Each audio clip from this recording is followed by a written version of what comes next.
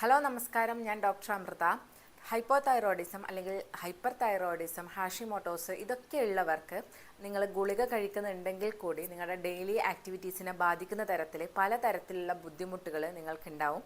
അങ്ങനെയുള്ള ബുദ്ധിമുട്ടുകൾ ഉണ്ടെങ്കിൽ അത് ഏതാണെന്ന് നമുക്കതിന് പറ്റിയിട്ടുള്ള ഹെർബ്സ് ഏതാണെന്ന് നോക്കിയിട്ട് അത് സോർട്ട് ഔട്ട് ചെയ്യാൻ പറ്റുന്നതാണ്. അപ്പോൾ ഞാനിന്ന് ഇൻട്രൊഡ്യൂസ് ചെയ്യുന്നത് ആയുർവേദത്തിലുള്ള 5 ഹെർബ്സാണ്. ഈ 5 ഹെർബ്സും പലതരത്തിൽ തൈറോയിഡ് ഉള്ളവർക്ക് വളരെ എഫക്റ്റീവായിട്ട് യൂസ് ചെയ്യാൻ പറ്റിയിട്ടുള്ളതാണ്. അപ്പോൾ ഇത് ഏതൊക്കെയാണെന്ന് നമുക്ക് നോക്കാം.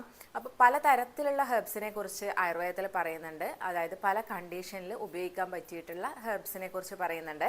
അപ്പോൾ അതിലുള്ള 5 എണ്ണമാണ് ഞാൻ ഇന്ന് ഇവിടെ ഉൾപ്പെടുത്തിയിട്ടുള്ളത്. അതിൽ ഒന്നാമത്തേതെന്ന് പറയുന്നത് അശ്വഗന്ധയാണ്, അതായത് അമുക്കുരം. അശ്വഗന്ധ എന്ന് പറയുന്നത് നമ്മുടെ ആ ഒരു റെസ്പോൺസ് ടൈമിനെ ഇംപ്രൂവ് ചെയ്യാൻ സഹായിക്കുന്നുണ്ട്. നമ്മൾ എന്തിലെങ്കിലും ഡിലേ ഉണ്ടെങ്കിൽ അത് കുറക്കാൻ വേണ്ടി